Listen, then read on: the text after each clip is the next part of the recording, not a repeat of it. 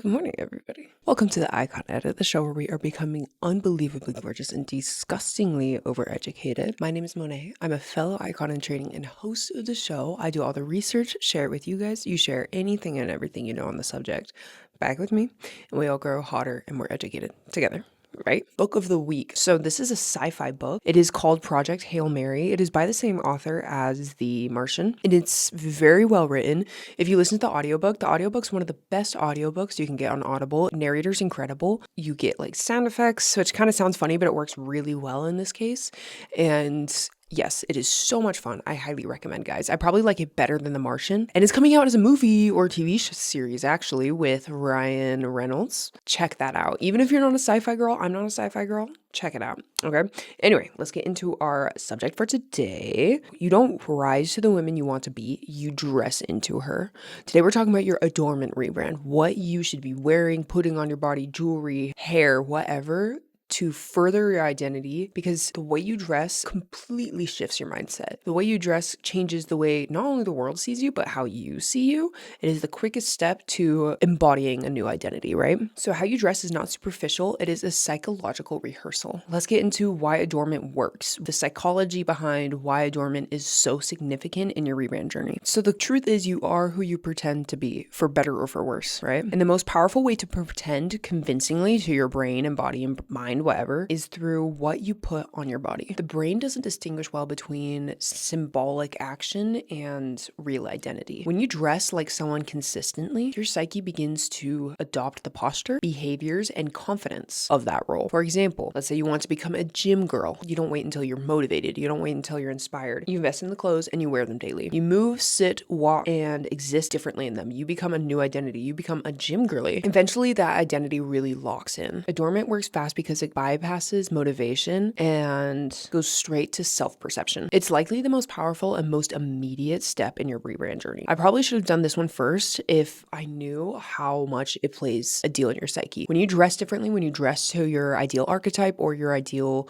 higher self, you're going to naturally fit into that role. When you wear like a basketball jersey, then you kind of walk like a basketball player. You sit like a basketball player, you act like a basketball player, you slowly take on that identity. So let's say you dress as the lover archetype with lacy, white, beautiful bows, very like feminine, very fun, then you're naturally going to take on that very feminine, very fun personality, because every time you look in the mirror, every time you look down, you're like, oh my gosh, my beautiful, cute little self, you know? So part 2, let's get into an icon study. Let's study Cleopatra, our all-encompassing, amazing, beautiful, spectacular siren, the original master of personal branding. Cleopatra understood the power of a personal brand and identity, and that's probably one of her biggest superpowers as a leader. Cleopatra didn't just rule Egypt, she designed herself as a myth. She wanted to be perceived as a mother, a goddess, the goddess of abundance, bewitchingly beautiful, all-knowing, and untouchably powerful. So she dressed like a deity, not like a ruler. Let's get into how she used adornment as an experience. She never arrived anywhere without incense burning first. People smelled her extravagance before they even saw her. Her processions were enormous, tents lining the streets for days just to see her welcome party, just to see her whole entourage come in, because she usually surrounded herself with animals, like think elephants with gold slippers, leopards, peacocks, lions. Saffron and cinnamon carried through the air as she proceeded, and she wore gold, deep purples, elaborate headdresses, and heavy, very intentional jewelry. Let's talk about one of her most famous moments of adornment and legend, I think. When she first arrived to meet Mark Antony, when she was going to meet him, she came on a massive, lavish ship. I can't remember the name of it, so I'm gonna put it here and a picture. Monet, editor, put a picture in there. There were animals on every deck. Incense was burning continuously. All her beautiful servants were dressed as like nymphs, beautiful little nymphs. And she was dressed as the goddess of beauty herself, Aphrodite. And she was coming to Rome, so this very much carried with her audience. And she knew that. When she came to Rome, she's like, okay, I'm the goddess of beauty, Aphrodite. When she was in Egypt, she was the goddess of mothers and abundance and a lot of other things, Isis. If you haven't already, go check out my icon study on Cleopatra Cleopatra part 2, and that gets a lot into Isis. Very interesting. But yes, so she was going to Rome, so she adorned herself and her people as nymphs and her as the great and most beautiful Aphrodite. The crown didn't shout queen, they shouted Aphrodite, Aphrodite. That is branding. That is what she wanted to be known as. She didn't want to even be known as the queen. She wanted to be known as the goddess. Cleopatra understood that identity is created through 5 senses, and adornment is how you control them. Let's get into a modern icon who I feel like nailed the rebrand journey through adornment. So let's get into Sabrina Carpenter. A few years ago, I barely knew her. I didn't really notice her. I learned who I knew who Sabrina Carpenter was 2 years ago. Then suddenly she appeared everywhere. There's no one who doesn't know who Sabrina Carpenter is. Why? She chose an archetype and she rolled with it. She became very intentional. She leaned fully into pastels, hyper feminine silhouettes, soft glamour makeup, playful sensuality, and cohesive styling across every single appearance. So even though she didn't always look the same, every outfit she wears still is cohesive and plays to that identity she's trying to, what's the word I'm looking for?